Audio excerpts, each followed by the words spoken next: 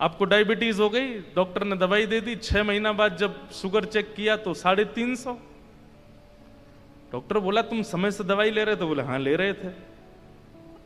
सब कुछ बिल्कुल जैसे मैंने बताया वैसे कर रहे थे? हाँ। सुबह नाश्ता क्या करते थे? बोले कचौड़ी का। दोपहर में भोजन क्या करते थे? रसमलाई का। रात में सोते समय क्या पाते थे? बोले रबड़ी पाके सोते थे। तो भाई तुम कितनी भी औषधि लो, परिवर्तन तो नहीं होगा ना, रोग तो ठीक नहीं होगा। परिवर्तन की भावना से कथा में विराजो। वक्ता अपना कार्य करेगा, कथा अपना कार्य करेंगी, आप अपना कार्य करो, सावधानी रखो। तो कथा सुनने के पूर्व अगर बन सके तो, नहीं बन सके तो कोई जबरदस्ती नहीं। गंगा तब दर्शनात् मुक्ति, दर्शन से भी मुक्ति मिल जाती है, लेकिन फिर भी स्नान करके। अच्छा, गंगा जी के स्नान की भी विधि है, ध्यान से सुनिएगा, ये तो करना है। गंगा जी में कभी भी अपवित्र अवस्था में स्नान नहीं करना चाहिए। प्रयास कीजिए कि पहले आप जहां रुके हैं, जिस आश्रम में, जिस जगह पर, पहले वहां स्नान कर लीजिए। स्नान करने के बाद में शुद्ध वस्त्र पहनिए। महाराज जी आधे से ज्यादा तो इस बात को सुन के नहाने ही नहीं जाएंगे, बोले अब पहले कमरा में नहाओ। जो इतनी भीड़ लगती है, लेकिन वास्तव में आपको हम सत्य बता रहे हैं, बात बहुत ध्यान से सुनिए। पहले अपने स्थान पर स्नान कर लीजिए, बिल्कुल जैसे किसी विवाह में जाने के लिए तैयार होते हैं ऐसे तैयार होइए, बिल्कुल शुद्ध। गंगा कोई ऐसे जलाशय नहीं है कि बस कूद गए जाके, स्विमिंग पूल थोड़ा ही है, मंदिर है, साक्षात चलायमान मंदिर है हरि का। वहां पवित्र अवस्था में जाइए, और फिर पवित्र अवस्था में जाकर के पहले तो गंगा जी का दर्शन करके प्रणाम करो। उसके बाद कुछ अगर पुष्प नैवेद्य हो तो पहले गंगा जी का आचमन करो, पूजन करो। अपने दाहिने हाथ में जल लेकर के सबसे पहले माथे से लगाओ, कंठ से लगाओ, आंखों से लगाओ, आचमन करो, संकल्प करो, प्राणायाम करो। नहीं हो सकते ये सब तो कुछ भी नहीं, तो केवल जल माथे से लगाओ, प्रणाम करो, और प्रणाम करके गंगा मैया से एक वचन जरूर दो, हे मां जय, हमने ऐसा श्रवण किया कि आप पाप मुक्त करती हैं। जय हो। सब संत महापुरुष पधारे, सबको बारंबार प्रणाम, सबके चरणों में बारंबार वंदन। ये भी चलते फिरते सब गंगा जी हैं, सबको वंदन करते हैं। जय हो।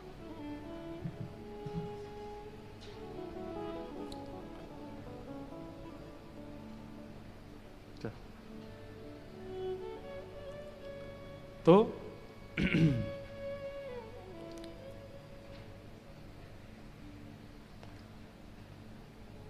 गंगा जी को सबसे पहले मस्तिष्क पर धारण करो, नेत्रों से आचमन करो, प्राणायाम करो, संकल्प करो। संकल्प का मतलब क्या होता है?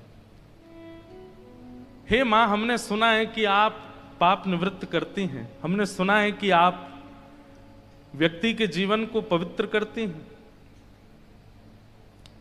हम निवेदन करना चाहते हैं कि हे गंगा मैया, हमारे अंदर बहुत अवगुण हैं, सद्गुणों की तो कोई ऐसी जगह नहीं है हमारे अंदर, पर अवगुण बहुत हैं। लेकिन ये अवगुण एक मेरे अंदर ऐसा है जिस अवगुण से बहुत लोगों को मैंने खो दिया, बहुत लोग मेरे जीवन से चले गए, और मुझे स्वयं भी पीड़ा होती है कि ये अवगुण मेरे अंदर क्यों है। मैं इस अवगुण का नाश करना चाहता हूं। हे गंगा मैया, आप कृपा करो, मेरा ये अवगुण समाप्त हो। चाहे वो क्रोध का है, चाहे वो काम का है, चाहे वो लोभ का है, चाहे वो ईर्ष्या का है, चाहे वो द्वेष का है, चाहे वो कुछ बहुत अभद्र खाने का है, पीने का है, अशुद्ध वचन बोलने का है। ये जो भी अवगुण हैं, उस अवगुण की शिकायत कीजिए गंगा मैया से, उसका संकल्प लीजिए, आप इस अवगुण को नष्ट कर दीजिए। मैं वचन देता हूं कि पुनः ये अवगुण मेरे अंदर ना उत्पन्न हो, इसकी मैं पूरी सावधानी रखूंगा। और ऐसा कह के अपने वस्त्र, कुछ वस्त्र तो होने चाहिए शरीर पर, और वस्त्र उतार के फिर गंगा जी में प्रविष्ट हो जाओ।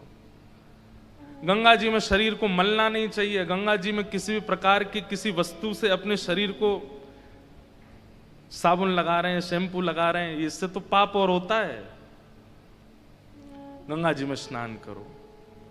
और साक्षात, अब बंधुओं देखो कितनी अच्छी बात, ये विचार करके नहीं कि ये नदी है, ये विचार करके नहीं कि ये जलाशय है, ये विचार करके कि साक्षात संचिंतयेत भगवतस् चरणारविंदम, श्री राधा रमण लाल जी के परम कोमल चरणों का स्पर्श करके ये पावन शीतल जल आ रहा है।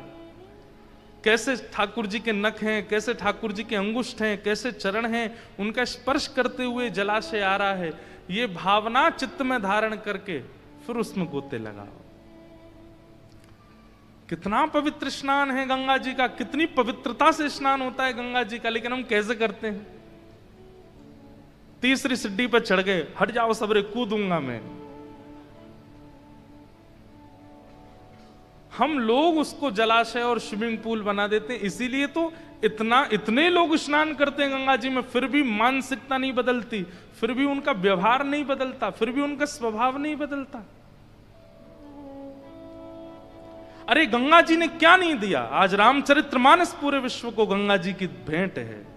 इन्हीं के तट पर बैठ करके गोस्वामी तुलसीदास जी महाराज रचना करते हैं, यमुना जी के तट पर बैठ करके गोस्वामी जी चिंतन करते हैं, श्रीमद वल्लभाचार्य जी महाराज इन्हीं तट पर बैठ करके भगवान का दर्शन करते हैं, चैतन्य महाप्रभु बार बार काशी में जाकर के गंगा तट पर बैठ करके हरिस्मरण करते हैं। जहां जहां गंगा जा रही है वहां वहां पीछे पीछे मानो जैसे महादेव चल रहे हों, और ऐसी गंगा जी हमारे जीवन को परिवर्तित नहीं कर पा रही। इसमें दोष हमारा है, क्योंकि स्नान की विधि नहीं पता हमें। गंगा जी में स्नान करो, बस होड़ एक चीज याद रहती है सब लोगों को कि घर के कितने लोगों की डुबकी लगानी है, माता जी की, पिताजी की, दादी की, दादा की, जो नहा के बाहर निकल, ए सुन मामा की भी लगा ले, मामी की, मामा की, बच्चों की, उनकी कंपटीशन चल रहा है, कौन ज्यादा डुबकी लगाएगा, कौन ज्यादा। अरे ये सब नहीं, ठीक है थोड़ा किलोल तो स्वाभाविक है, हम मानव हैं, ऊधम तो हमारे छूटते नहीं, थोड़ा तो होता ही है, लेकिन पहले नियम का पालन कर लीजिए, पहले विधि का पालन कर लीजिए, उसके बाद थोड़ी देर गंगा जी मैया हैं गोद में थोड़ा खेल लीजिए, लेकिन पहले नियम विधि का पालन कर लो। अपने इष्टों को प्रणाम, अपने गुरु को प्रणाम, अपने गुरु मंत्र का जाप गंगा जी में बैठ के करो। शुद्ध सबसे बड़ी बात, तन पवित्र की भावना नहीं रखनी है, स्वभाव परिवर्तन की भावना से गंगा स्नान होना चाहिए।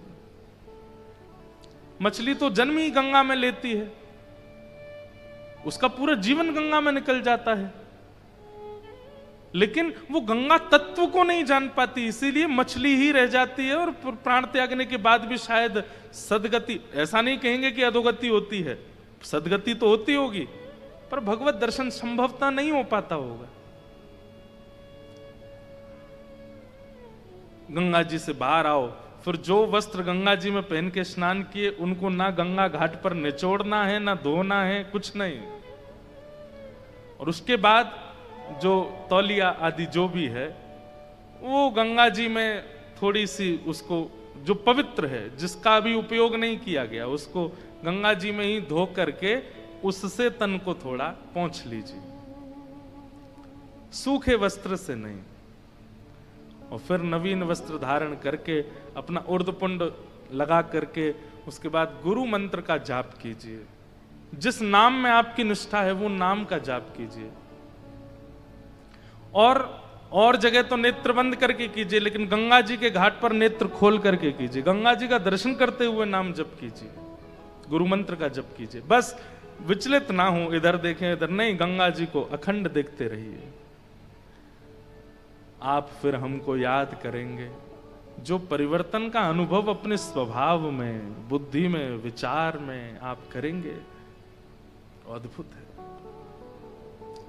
ऐसी गंगा जी, उनमें स्नान करो, और स्नान करने के बाद अपना मंत्र आदि करने फिर आओ कथा में, और यहां बैठ करके फिर 3, 3.5 घंटे 4 घंटे कथा श्रवण कीजिए। महाराज 7 दिन में ही वो परिवर्तन का अनुभव आपको होगा, उस विचार का अनुभव आपको होगा। कभी स्वप्न में, कभी अनुभव में, कभी विचारों में, कभी कहीं ना कहीं ठाकुर जी का अनुभव होने लग जाएगा। यही तो हमारे जीवन का उद्देश्य है। तो भाग्यशाली हैं आप लोग। दुनिया में कथा होती है सब जगह भाग्यशाली, पर मैं ये बात कह दूं तो कोई अतिशयोक्ति नहीं। आज के दिन से गंगा जी के तट पर, ऐसे पावन स्थान पर, ऐसे पावन संतों के सानिध्य में ये कथा जो सुन रहे हैं वो परम भाग्यशाली, परम भाग्यशाली। बस अपने इस भाग्य को, ये आपके दरवाजे पर आया हुआ भाग्य दस्तक दे रहा है, इसकी अवहेलना मत करना, इसका उपयोग कर लीजिए। और जो 2-3 दिन का नियम बना के आए कि हम तो 2-3 दिन रुकेंगे चले जाएंगे, अगर ये नियम आपने नहीं तोड़ा तो आपने कुछ नहीं तोड़ा। इसको तोड़ के 7 दिन रुक के जाओ, कथा सुन के जाओ, भाव से कथा का श्रवण करके जाओ। ऐसी पावन गंगा, उनको हम प्रणाम करते हैं, उनको हम वंदन करते हैं। ये हमारे लाला के चरणों से प्रकट हुए हैं, इन्हें बारंबार नमन करते हुए आइए आज प्रथम दिवस के महात्म की चर्चा में हम लोग प्रवेश करते हैं। देखो, महात्म के पहला श्लोक ही गंगा जी का द्योतक है, सुनिएगा। सच्चिदानंद रूपाय विश्वोत्पत्त्यादि हेतवे तापत्रय विनाशाय श्री कृष्णाय वयं नमः। सच्चिदानंद रूपाय, 3 रूप बताए गए भगवान के, सत्य, चैतन्य और आनंद। अब अनेक बार इस श्लोक की व्याख्या ठाकुर जी के रूप पर की है, पर सत्य, चैतन्य और आनंद ये तीनों रूप गंगा जी के हैं। सबसे पहला सत्य, गंगा जी सत्य हैं, इसलिए असद व्यक्ति का भी संस्कार किया जाता है तो भी गंगा जी उसको सत्य की प्राप्ति करा देती हैं। सब लोग इधर देखो, सावधानी से सुनिए बिल्कुल कथा। गंगा जी सत्य स्वरूप हैं। अब व्यवहार में ऐसा होता है कई बार कि मित्र मित्र आपस में कहते हैं, ये जो तू बात कह रहा हाथ में गंगा जल लेकर के कह दे। गंगा जल लेने में घबरा जाता है, नहीं गंगा जी नहीं लूंगा, मैं कह रहा हूं कि मैं कल से ऐसा नहीं खाऊंगा, कल से ऐसा नहीं पीऊंगा। नहीं नहीं, गंगा जल लेके कह हाथ में। गंगा जल लेने में क्यों इतनी हालत खराब होती है? क्योंकि वो सत्य स्वरूप हैं। उसे वो कहीं ना कहीं नास्तिक व्यक्ति भी इस बात को जानता है कि गंगा जल हाथ में लेकर के मैंने कोई संकल्प किया और उसकी पूर्ति अगर नहीं की तो मेरे को अधोगति का सामना करना पड़ेगा। गंगा जी सत्य स्वरूप हैं, सत्य है। इसलिए जीवन में कुछ भी करने वाला व्यक्ति वो भी अपने अंतिम समय में घर के लोगों से निवेदन कर देता है कि संस्कार हो सके तो गंगा तट पर करना, नहीं हो सके तो कम से कम अस्थि विसर्जन तो गंगा जी में ही कर देना। क्योंकि उसे पता है कि जीवन में चाहे जो भी किया हो, लेकिन मेरी थोड़ी सी जो लाज बचाने की सामर्थ्य वो गंगा जी में है, वो मेरी लाज बचा लेंगी कैसे भी। गंगे गंगे तियो ब्रूयात योजना नाम सतैरपि मुच्यते सर्व पापेभ्यो विष्णु लोकम सगच्छति। आप लोग ऐसा मत सोचना गंगा पर करते ही होगी पूरी, नहीं, लेकिन आज गंगा जी के तट पर बैठे हैं इसलिए थोड़ी निकल रही है बातें, सुन लीजिए। गंगा जी का पहला स्वरूप कि सत्य है। सत्य किसको मानेंगे? जिसके सामने असत्य का अस्तित्व नष्ट होता हो, वो सत्य है। जैसे गुरु के सामने सत्य वाचन करना ही पड़ता है। आप वहां रोक नहीं सकते स्वयं को। उनके सामने झूठ बोलने में घबराहट होती है। ऐसे ही गंगा है। गंगा के तट पर भी एक बात मेरी बहुत ध्यान से सुनिएगा, जो गुरु के सामने भी असत्य बोलने में झिझकता नहीं है, जो दैव के सामने भी असत्य बोलने में व्याकुल नहीं होता, जो गंगा जी का जल हाथ में लेने के बाद भी सत्य बोल देता है, वो राक्षस ही होगा। क्योंकि राक्षसत्व ही है कि राम सामने खड़े हैं और फिर भी रावण का रावणत्व जीवित है।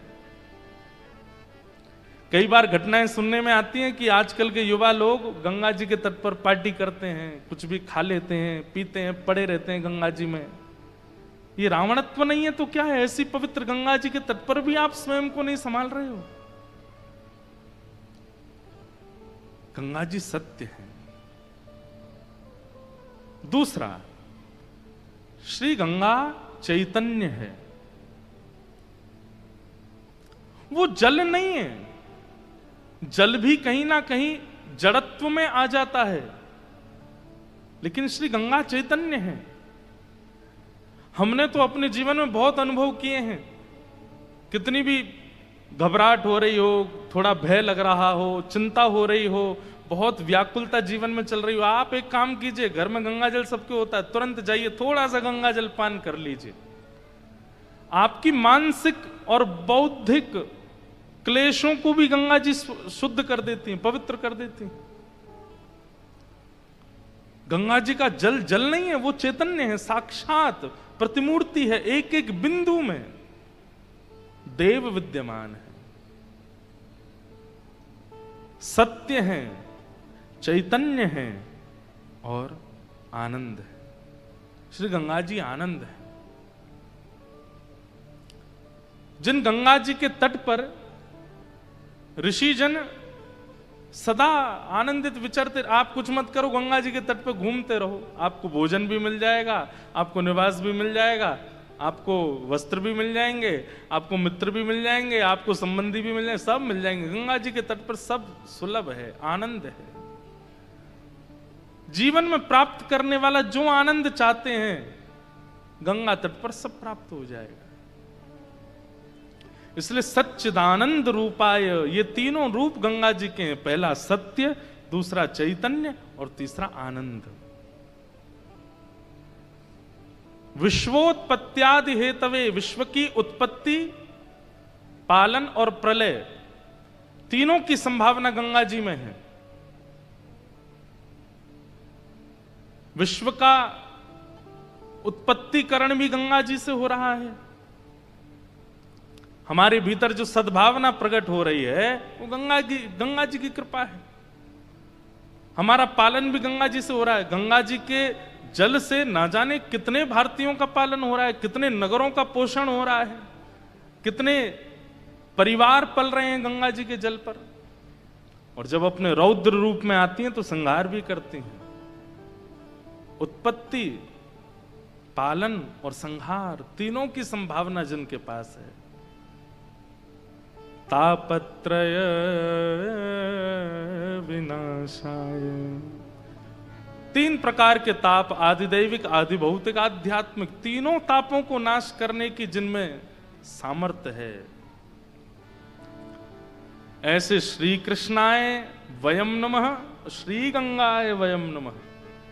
ऐसी श्री गंगा को, ऐसे श्री कृष्ण को और ऐसे श्री कृष्ण के चरणों से प्रकट हुई गंगा को हम नमन करते हैं, हम वंदन करते हैं। अब सोचो, जिनके चरण के स्पर्श की गंगा इतना पवित्रीकरण कर देती है, वो स्वयं कैसे होंगे? वो स्वयं श्री कृष्ण कैसे होंगे? विष्णुपदी जब इतना कल्याण कर देती हैं तो स्वयं श्री कृष्ण जीवन में आ जाएंगे तो क्या क्या नहीं दे सकते हैं। ऐसे श्री कृष्ण को और ऐसे श्री कृष्ण से चरणों से प्रकट हुई मां गंगा को हम प्रणाम करते हैं। गंगा जी के अवतरण की निकुंज की कथा भी हमने गिरिराज जी में सुनाई थी। श्री राधा कृष्ण का प्रेम विगलित स्वरूप भी है। अब वो कथा और विस्तार से हम एक दिन सुनाएंगे। कथा में थोड़ी और लीला में प्रविष्ट हो जाएं, थोड़ी और निकुंज की भावनाएं आ जाएं, फिर सुनाएंगे कि श्री गंगा जी राधा कृष्ण मिलित स्वरूप हैं। तो ऐसी पावन गंगा मैया को बारंबार प्रणाम। महात्मा की कथा आज हम लोग सुनेंगे। एक बात और कहते हैं, विश्व भर में कथा सुनने की अपनी महिमा है, लेकिन गंगा जी के तट पर भागवत की कथा सुनना यह प्रोटोकॉल है। प्रोटोकॉल मतलब ये नियम ही है, ये शास्त्राज्ञा है। श्रीमद् भागवत की कथा कहां होनी चाहिए, ये प्रश्न सबसे पहले नारद जी महाराज ने पूछा था सनत कुमारों से, और सनत कुमारों ने तभी आज्ञा दे दी थी, गंगाद्वार समीपे तु तटमानंद नामकम, गंगा द्वार यानी कि हरिद्वार, और वहीं आनंद वन में बैठ करके भागवत, ये गंगा जी का तट जितना भी हरिद्वार से ऋषिकेश तक ये सब आनंद वन है। ये कथा, यहां कथा सुनना ये प्रोटोकॉल है, ये नियम है, ये शास्त्राज्ञा है। आप गाजियाबाद में कथा सुनो, दिल्ली में कथा सुनो, नोएडा में कथा सुनो, बंबई में कथा सुनो, वो सब एक प्रकार से ऐसा तो नहीं कहेंगे कि प्रोटोकॉल का उल्लंघन है, लेकिन हाँ वो बात है कि आप गंगा जी कैन में भर के घर ले गए तो वो भी गंगा ही हैं, तो वहां जाकर के कथा सुनना भी वो एक प्रकार से ये समझ लो कैन में भर के ले गए हो। लेकिन हरिद्वार में कथा सुनना, गंगा जी के तट पे कथा सुनना, ये तो नियम है, ये तो शास्त्राज्ञा है, ये तो आचार्यों की आज्ञा, ये तो परंपरा है, यहां कथा सुननी चाहिए। इसलिए यहां कथा कहना और सुनना ही मैं बार बार कहूंगा कि हमारा भाग्य है, इसको चूकिएगा नहीं इससे। हरिद्वार 88,000 सौनकादि ऋषि बैठे थे। थोड़ी आगे चल करके सुख तीर्थ भी आता है, ऐसा कहते हैं कि वहां शुकाचार्य जी ने कथा सुनाई। नैमिषारण्य क्षेत्र में 88,000 सौनकादि ऋषि बैठे हैं और वहां सूत जी का आगमन हुआ। ये सौनकादि ऋषि क्या कर रहे थे? मेरे और आपके कल्याण के लिए यज्ञ कर रहे थे, लेकिन इनको उस यज्ञ से कल्याण होगा ऐसा विश्वास नहीं था। तब वहां सूत जी का आगमन हुआ और सूत जी से इन्होंने प्रश्न किए हैं। बहुत ध्यान से सुनिएगा। प्रश्न, आचार्यों से प्रश्न कैसा करना चाहिए। आजकल एक नया प्रकल्प चालू हुआ कथाओं में कि कथा सुनाने के बाद व्यास जी फिर मौका देते हैं कि भाई सब लोग प्रश्न करो, चलो सबके पास माइक घूमेगा, कुछ कुछ पूछो। कई कथाओं में ऐसा होता है और कई कथाओं में ऐसा नहीं होता। तो ऐसा होता है कि जो भी जिज्ञासु हैं वो कुछ लिख करके पर्ची मंच पर दे दो। हमारी कथा में भी यही होता है कि पर्चा आप दे दो, हमारे आने से पहले हम देख लेंगे, अगर अनुकूल प्रश्न होगा तो उसका उत्तर देंगे। लेकिन इतनी व्यवस्था मिलने के बाद भी लोग क्या प्रश्न करते हैं? उत्तर तो बाद की बात है, प्रश्न करना नहीं आता हमको।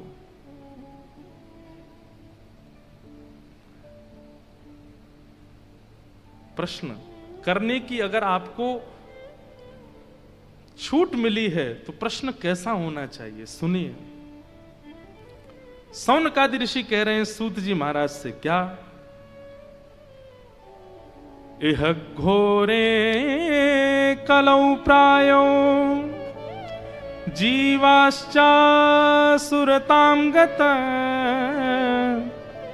क्लेशाकान्तस्य तस्यैव शोधने किं परायणम्।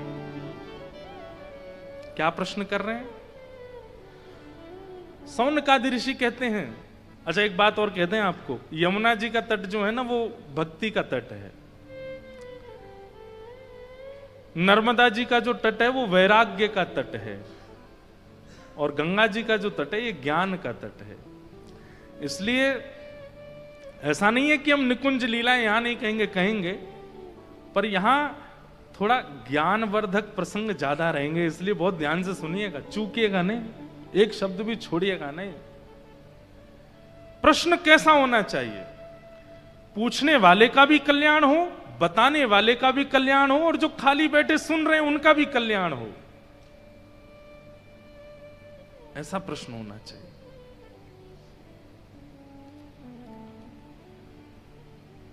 सौनकादि ऋषि कह रहे हैं कि महाराज इस घोर कलिकाल में जहां पर जीवाश्चाम सुरताम गतः, जहां पर जीव असुर बनता जा रहा है, सब लोग इधर देखिए, कभी कभी सोच करके रूह कांप जाती है कि हम सच में मानव हैं।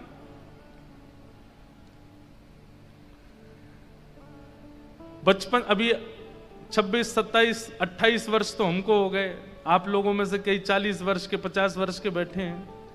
क्या क्या नहीं देख लिया हमने, कैसी कैसी विचारधारा वाले लोग रहते हैं इस संसार में। हमने नरभक्षी जीव को भी देखा, जो बालकों को मार के खा जाते हैं, ऐसे व्यक्ति की भी हमने रिपोर्ट देखी है न्यूज पर। हमने ऐसे लोगों को भी देखा है जो जीवों को मार करके उनके अंदर के पार्टों को बेच देते हैं, उनके बारे में भी खबर आती है। चलो ये तो बहुत पहले की घटनाएं थी। अब विवाह करने के बाद पति पत्नी को मार देती है, पत्नी पति को मार देता है। माता अपने प्रेमी के साथ भाग गई और जाते जाते क्या कर गई, अपने 2 बालकों को जहर दे गई। ये कैसे हो सकता है? ये कलयुग नहीं है तो क्या है? आप हम सब लोग आपसी द्वंद्व में चल रहे हैं, आपसी युद्धों में चल रहे हैं कि उन्होंने कथा में यूं कह दिया, उन्होंने कथा में ऐसे कर दिया, वो महाराज जी तो यूं कर रहे थे, उनके तो यूं चल रहा था। और संसार में कलयुग अपने चरण पसार रहा है। भक्तमाल जी में बार बार नाभाजी कहते हैं कि वैष्णव अपराध मत करो, वैष्णव अपराध मत करो। सबसे बड़ा अपराध एक ही है, क्या? उर्धपुंड जिसके माथे पर लगा है, गले में कंठी माला है, जिसके मुख पर भगवान नाम है, उसका अपमान मत करो। पर हम लोग पीछे नहीं हटते और संसार में कलिकाल बढ़ता ही जा रहा है।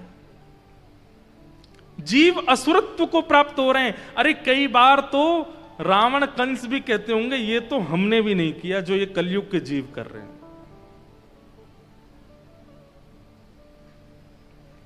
अभी संत जन आयोजन करते हैं कि गौ हत्या बंद हो। 100-150 वर्ष बाद आयोजन होंगे, पति हत्या बंद हो, पत्नी हत्या बंद हो, भ्रूण हत्या बंद हो, बालक हत्या बंद हो, संत हत्या बंद हो, वैष्णव हत्या बंद हो। भगवान करे कि ये सब सुनने तक हम लोग जीवित ना रहें, लेकिन ये सब होगा। कलयुग जैसे हर दिन, आज जितना कलयुग है कल उससे ज्यादा है। मैं आपको यहां कथा सुना रहा हूं, इतनी देर में भी कितनी घटनाएं घट गई होंगी, कितना असरत्व मानवों के चित्त में आ चुका होगा। हमारे पास गंगा है, कथा है, संत हैं, फिर भी हम असुर बनने से नहीं रुक पा रहे। क्योंकि हमारे जीवन में प्रायोरिटी केवल कुछ पा लेना है, और वो पाने में केवल और केवल ऐश्वर्य है। सुख संपत्ति घर आवे, ये तो गाते हैं हम, पर चित्त की शुद्धि की बात क्यों नहीं करते? हरि जी मोहे संत हृदय कर दीजो, हरि जी मोहे संत हृदय कर दीजो।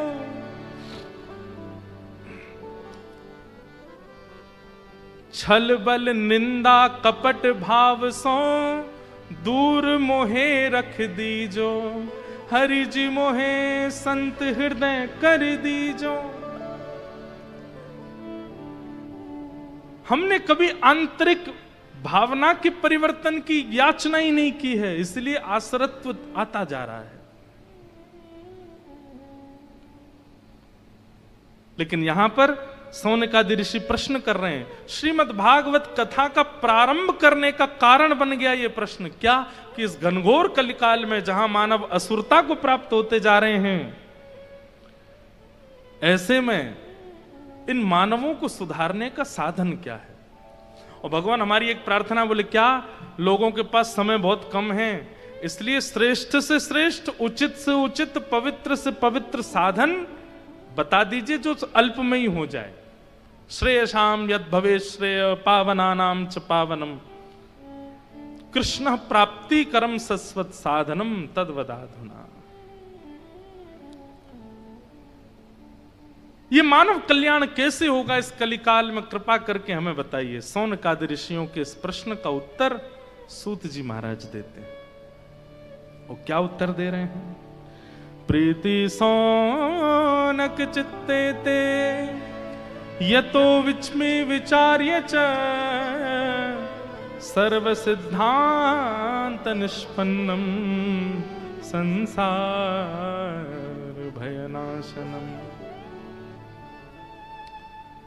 कालव्याल मुखग्रास त्रास निर्णास हेतवे श्रीमद्भागवतम शास्त्रम कलौकीरेण भाषितम। हे सौनकादि ऋषियों, तुम सबने जो ये प्रश्न किया है ये बहुत सुंदर प्रश्न है। क्यों? क्योंकि तुम्हारे प्रश्न से अब कृष्ण कथा का प्रारंभ होगा। भूमिका है, बहुत ध्यान से सुनिएगा।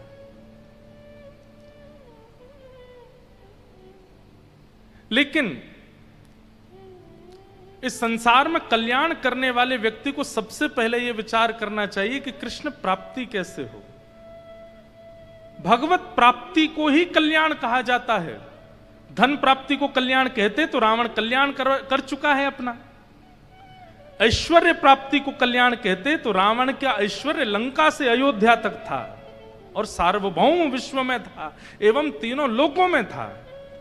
ऐश्वर्य भी है, धन भी है, संपत्ति है, मंदोदरी जैसी पुत्री है, अक्षय कुमार जैसा पुत्र है। क्या नहीं है रावण के पास? आप कहोगे भाई ये सब कुछ था, अंतरंग कुछ नहीं। बुद्धि हमारे पास एक है, उसके पास 10 थी। शब्दावली, जब बोलता था रावण हिमालय की चोटियां हिलने लग जाती थी। क्या नहीं था रावण के पास? आज का मानव अपनी इच्छाओं को एक पन्ने पर लिख दे तो वो सारी इच्छाएं जो एक मानव चाहता है, जो एक संसारी व्यक्ति चाहता है, वो सब था रावण के पास। तो इसका मतलब क्या है कि आपकी जो इच्छाएं हैं ये पूर्ति हो जाए तो आप में और रावण में कोई अंतर नहीं है। रावण के पास केवल एक वस्तु की कमी है और वो है राम, बाकी सब है। राम नहीं थे, भजन नहीं था, भक्ति नहीं थी जीवन में। ज्ञान अटूट, धन अटूट, ऐश्वर्य अटूट, संपत्ति अटूट, सब कुछ अटूट था। कह दें तो लिमिट क्रॉस करके सब कुछ था उसके पास में, लेकिन भक्ति नहीं थी।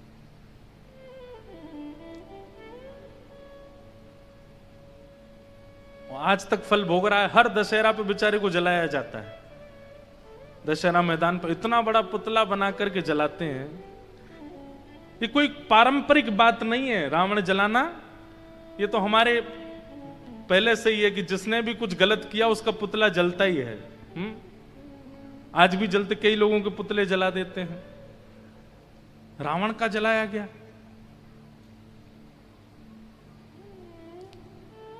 लेकिन रावण जो जो पा चुका था वही तो हम भी पाना चाहते हैं, तो फिर रावण का पुतला क्यों जला रहे हैं? विचारणीय बात है।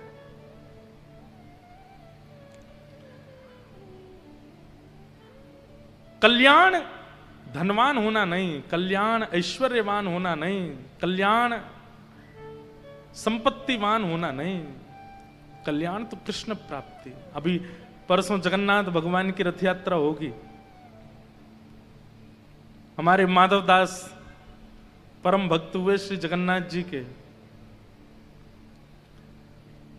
आपके चरित्र में वर्णन आता है कि आप 22-23 वर्ष की आयु में जगन्नाथपुरी गए थे पहली बार। इनकी पत्नी का निधन हो गया था और इनका छोटा सा बालक था। उस बालक की रक्षा में ही पूरे दिन रहते थे, उसी की चिंता करते रहते थे। मन में सोचते थे इसका ध्यान कौन रखेगा, इसकी सेवा कौन करेगा, इसको बड़ा कौन करेगा। इसकी मां तो चली गई। एक दिन एक वृक्ष पर से एक घोंसले में से एक अंडा नीचे गिरा। तो जैसे ही गिरा इन्होंने उसको देख लिया। अब अंडा नीचे गिर रहा था, तभी ये बोले अरे अरे ये तो अब खत्म होगा। पर तभी नीचे कुछ सूखे पत्तों का ढेर था और वो अंडा आकर के उसमें गिरा। दौड़ करके जाके इन्होंने देखा तो अंडा बच गया। उससे इनके मन में भावना आई कि भैया मैं क्या सोचता हूं कि इस बालक की रक्षा मैं करूंगा। सबकी रक्षा और सबको जिवाने की जिम्मेवारी तो ठाकुर जी ने ले रखी है। हम चाहें जितनी रक्षा कर लें, ठाकुर जी को प्राण लेने होंगे तो ले ही जाएंगे। और चाहे कोई व्यक्ति कितनी भी दुर्घटनाग्रस्त परिस्थिति से निकल जाता, फिर भी बच जाता है। हवाई जहाज क्रैश हुआ अहमदाबाद में, लेकिन एक व्यक्ति निकल के कैसे आ गया उसको खुद नहीं पता मैं कैसे बच गया। कई लोग कहने लगे कितना भाग्यशाली व्यक्ति, कितना सौभाग्यशाली व्यक्ति। ये बातें तो चलो बनाने की हैं, लेकिन बात ये है स्पष्ट कि अभी उसका जीवन अंत हुआ नहीं है, अभी उसके जीवन के जो शेष दिन थे वो पूरे हुए नहीं है। जीवित रहना भाग्यशाली नहीं होता, इस बात को भूल जाइए। और किसी के असमय पर प्राण चले जाना ये दुर्भाग्य नहीं होता। हम उस समय एक व्यवहार निभाते हैं और उस समय कहते हैं कि भाई बहुत बुरा हुआ, बहुत बहुत गलत हुआ। उस समय कहना पड़ता है, कहा भी जाता है, परंतु हम सबके जीवन के दिन शेष हैं, वो पहले से नियुक्त हैं, उतना करना ही पड़ेगा।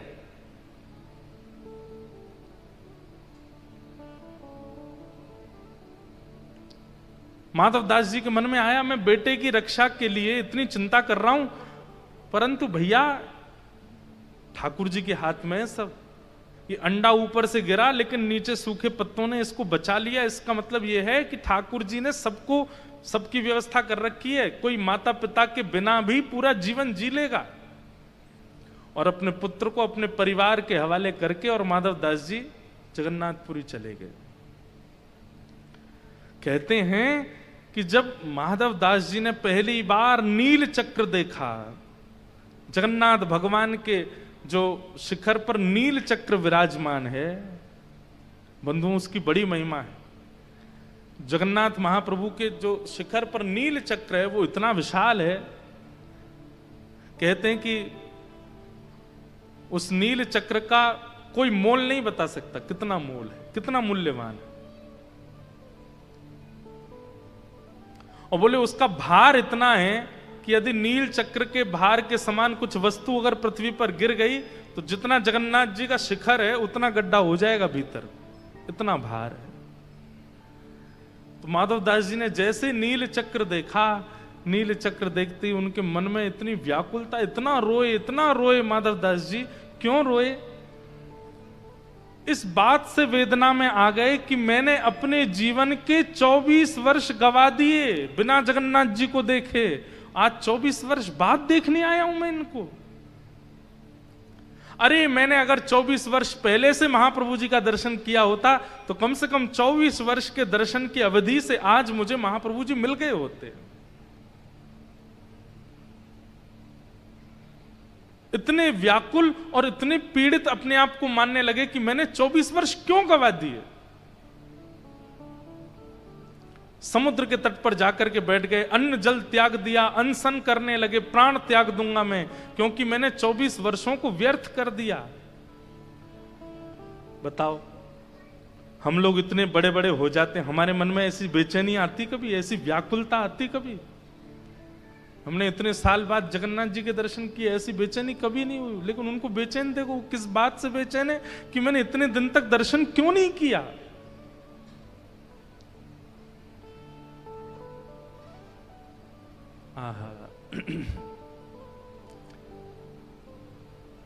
ब्रह्मवेदी पर बैठे हुए महाप्रभु जगन्नाथ जी आज बड़े व्याकुल से दिख रहे हैं। पुजारी जी ने जाकर के कहा, महाप्रभु जी आपके मुखमंडल पर ये शुष्कता दिख रही है, क्या कारण है? आप इतने उदास क्यों लग रहे हैं?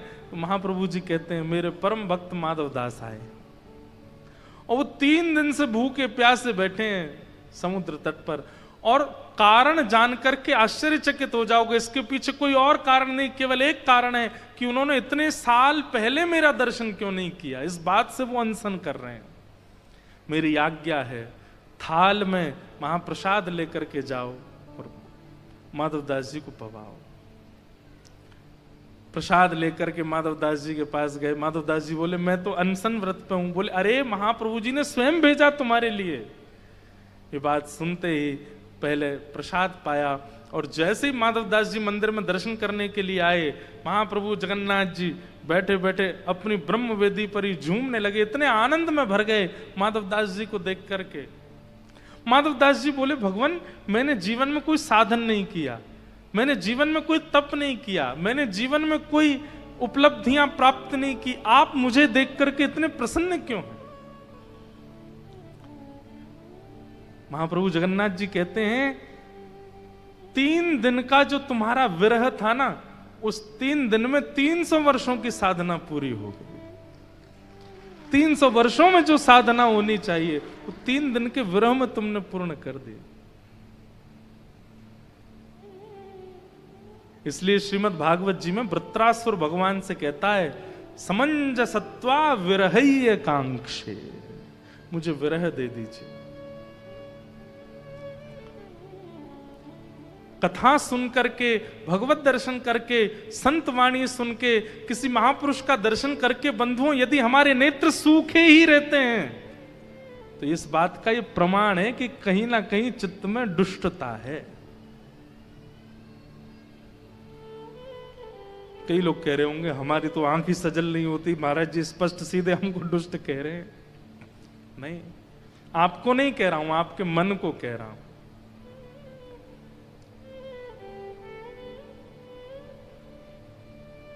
परसों जगन्नाथ जी की रथ यात्रा होगी और इस कथा में आपको गड्ढे की सब्जी मिलेगी रोज कथा में।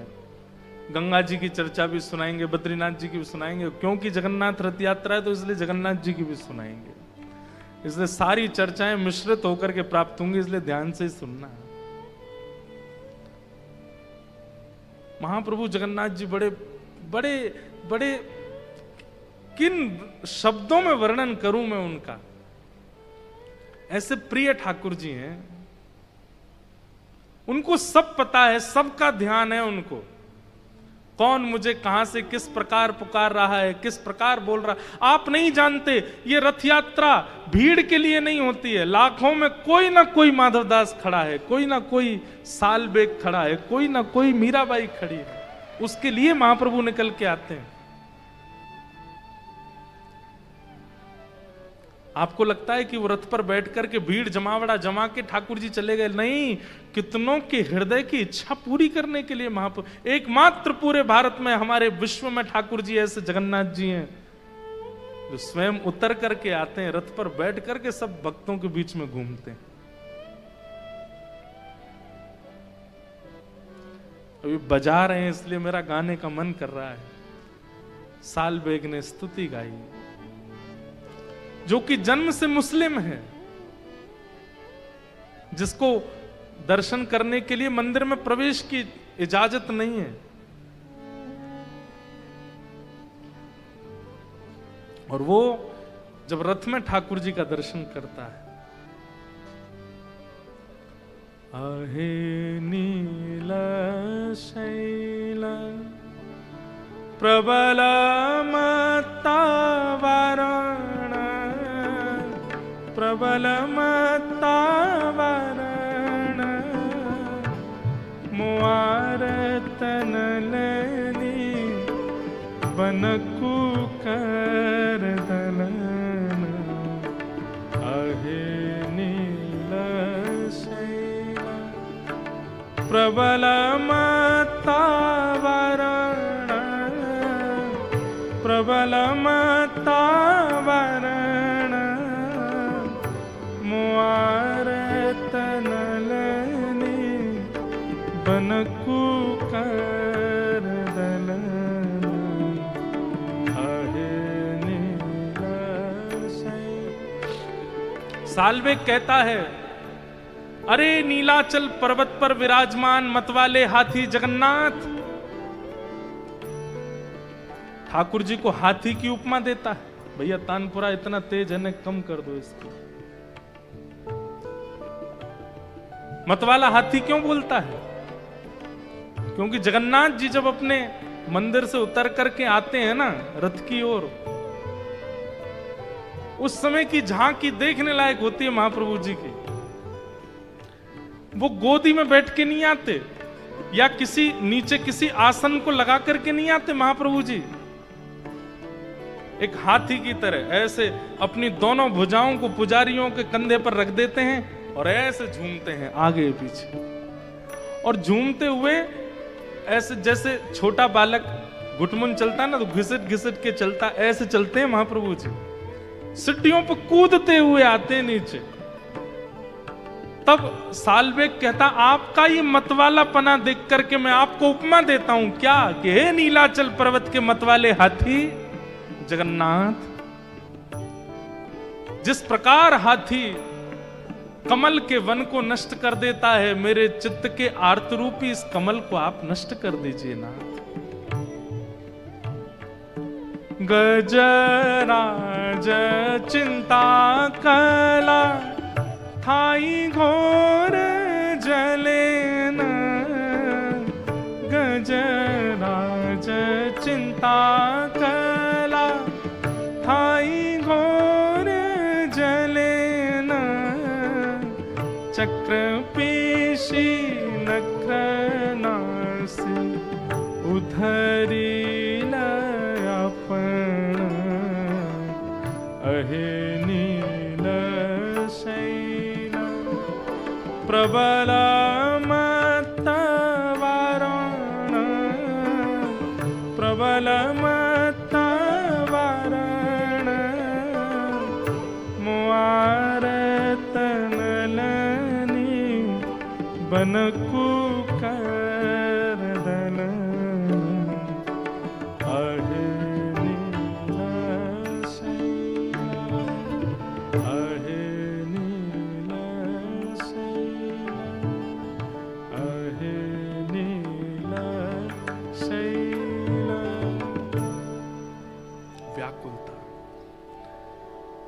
हम बस दर्शन करते हैं और चले आते हैं, हमारी बस इतनी इच्छा रहती है। पर कभी राधा रमण जी के सामने खड़े होकर के नेत्र सजल इस बात से हो गए कि पिछले 15 दिनों में आपकी याद नहीं आई मुझको। नाथ क्यों नहीं आई? आप मेरे चित्त में स्मरण रूप में क्यों नहीं आए? बंधुओं, ये व्याकुलता, ये विरह प्रेम ठाकुर जी के प्रति जो है, इस बात का द्योतक है कि आपका चित्त ठाकुर जी ने स्वीकार कर लिया। इसीलिए आपको इतनी बेचैनी होती है, इतनी व्याकुलता होती है ठाकुर जी के दर्शन की।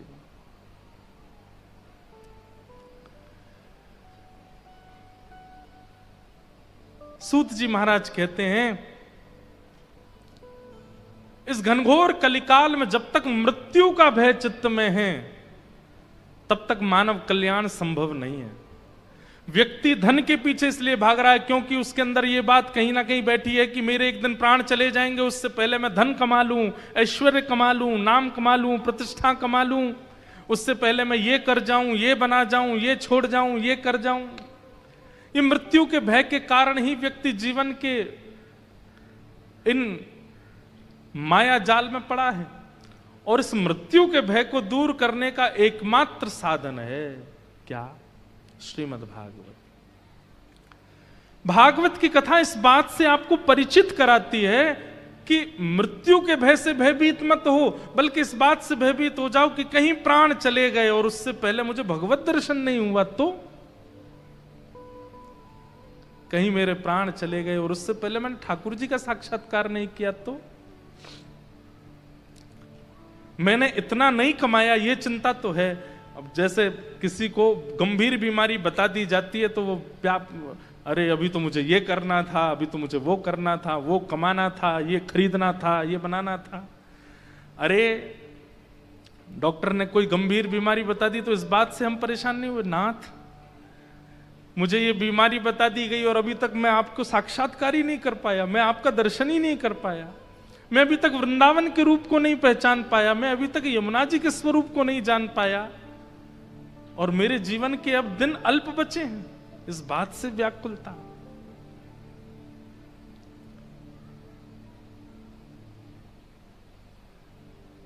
और भागवत जी आपको उस भाव से परिचित कराती हैं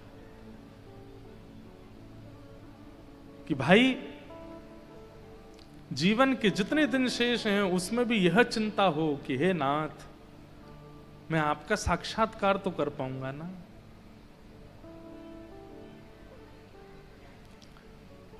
श्रीमद् भागवतम शास्त्रम कलौ कीरेण भाषितम। भागवत शास्त्र में यह सामर्थ्य है कि वो व्यक्ति को उसके मूल उद्देश्य से परिचित कराती हैं, व्यक्ति को उसके कल्याण के मार्ग पर लेकर के जाती है। यह भागवत से संभव हो सकता है। सौनकादि ऋषियों ने कहा भागवत जी ने किनका कल्याण किया, कृपा करके जरा हमको बताइए। तब कहा कि भैया एक बार नारद जी महाराज भ्रमण करते हुए बद्रीनाथ गए और श्री बद्रीनाथ धाम में सनत कुमारों ने नारद जी से कहा, हे नारद जी आप इतने व्याकुल क्यों हो, क्या बात है? तब नारद जी बोले कि मैं पृथ्वी पर गया था, पर पृथ्वी पर सब कुछ देख करके मैं बड़ा व्याकुल हो गया। क्या देखा तुमने? अहम तुम पृथ्वीम यातो ज्ञात्वा सर्वोत्तमामिति पुष्करम च प्रयागम च काशी गोदावरी तथा हरिक्षेत्रम कुरुक्षेत्रम श्रीरंगम सेतुबंधनम एवमादिषु तीर्थेषु ब्रह्माण इतस्ततः। मैं सब जगह गया पर मेरे मन को शांति नहीं मिली। कहां कहां गए? तो यहां पर लिखा है पुष्कर, प्रयाग, काशी, गोदावरी माने द्वारिका, हरिक्षेत्र माने हरिद्वार, कुरुक्षेत्र, श्रीरंगम, सेतुबंधनम मतलब रामेश्वरम, सब जगह गया लेकिन मेरे मन को कहीं भी शांति नहीं मिली। नारद जी महाराज कह रहे हैं कि जब तीर्थ क्षेत्रों में शांति नहीं मिली तो फिर जो बड़े बड़े शहर हैं वहां की हालत तो आप लोग समझ ही जाओ क्या हो रही होगी। और ये बात आज की नहीं है, हजारों वर्ष पहले नारद जी कह रहे हैं, तो आज तो सोच लीजिए अब क्या ये हो रहा होगा। नारद जी महाराज कहते मैं सब जगह गया, मैंने बिल्कुल विपरीतता का दर्शन किया। लोग दिखाते कुछ हैं और हैं कुछ और। बंधुओं पहले तो दो ही रूप थे हमारे, दिखाते कुछ और थे, अंदर कुछ और। अब तो तीन रूप हो गए हमारे, वैसे कुछ और हैं, अंदर से कुछ और है, सोशल मीडिया पे कुछ और हैं। तीन रूप हो गए हैं। अभी सोशल मीडिया वाला एक नया रूप और आया हमारा। अब ना तो बाह्य रूप की चिंता रहती है ना आंतरिक रूप की चिंता रहती है, वहां कैसे दिख रहे हैं उसकी चिंता रहती है। अभी पता नहीं और क्या क्या आने वाला है संसार में, वहां का अलग रूप है। कई बड़े बड़े इन्फ्लुएंसर हैं अब मिलने आते हैं हमसे, जिनको हम भी पहले कभी देखते थे, अच्छा तब लगता था ओ हो ये ऐसे हैं ये ऐसे। अब वास्तविकता में मिलो तो वो तो सब कोरा नाटक है। पहले एक्टर गिने चुने होते थे, आज पूरा विश्व एक्टर बन गया है, सब नाटकबाज बन गए हैं। सबको नाट्य कला इतनी अच्छी आ गई है कि क्या बताऊं, उसका कोई जोर नहीं है महाराज।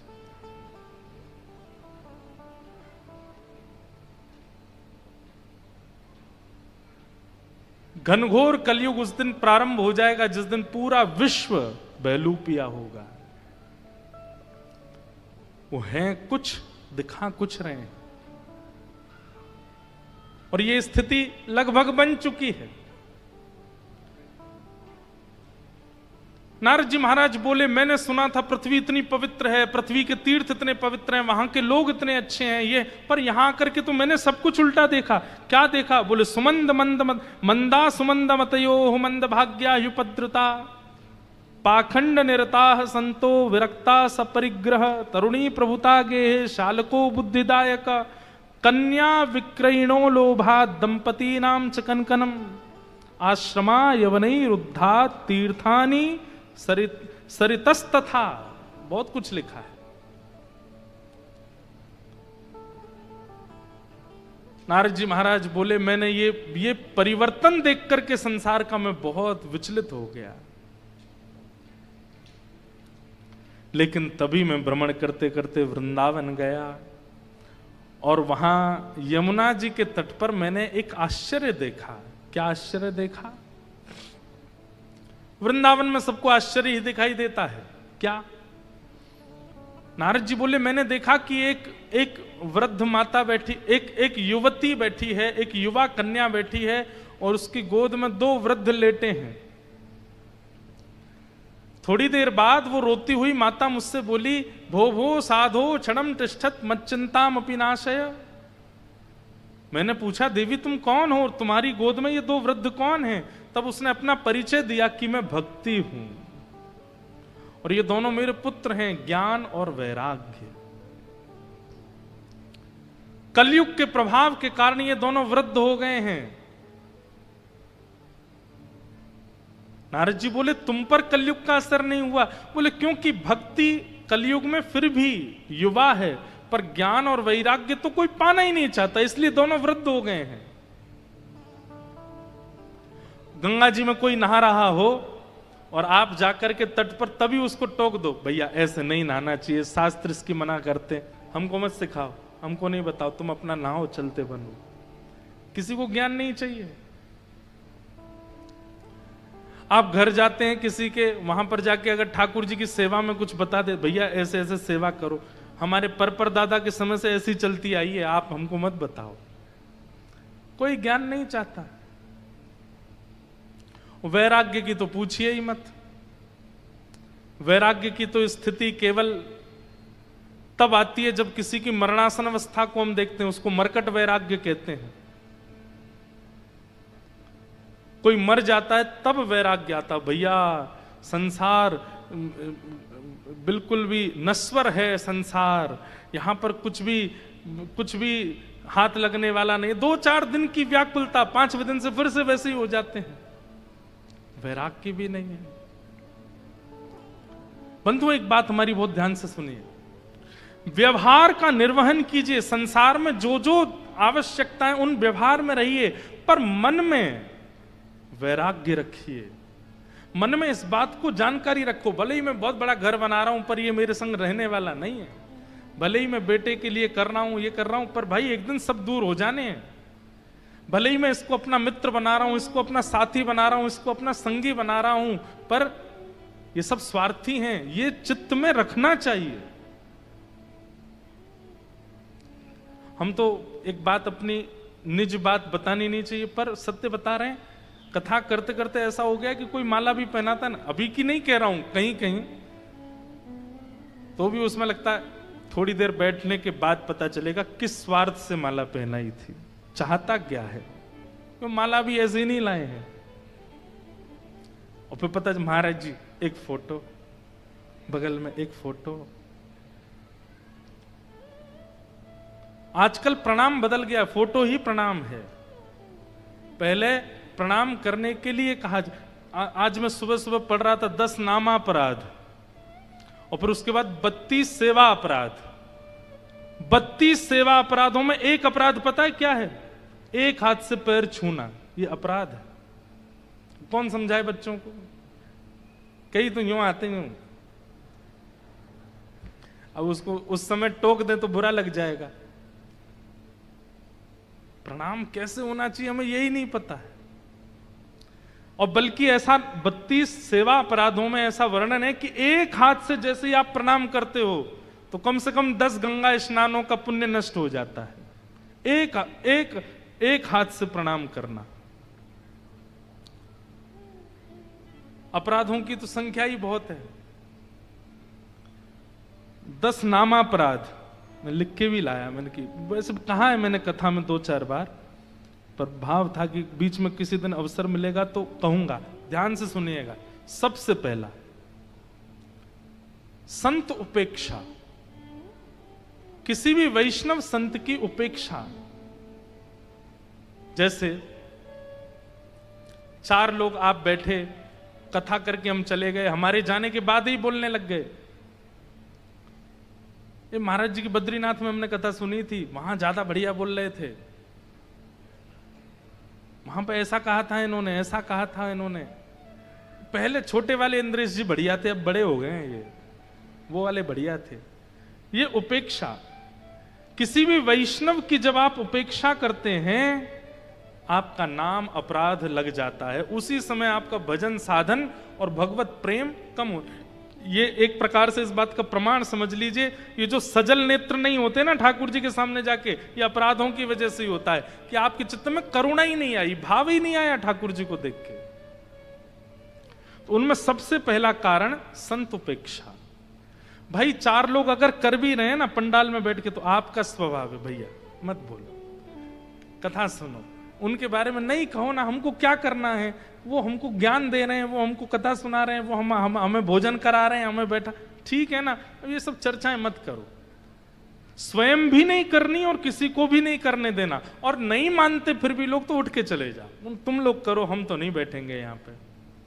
सबसे पहला संत वैष्णवों की उपेक्षा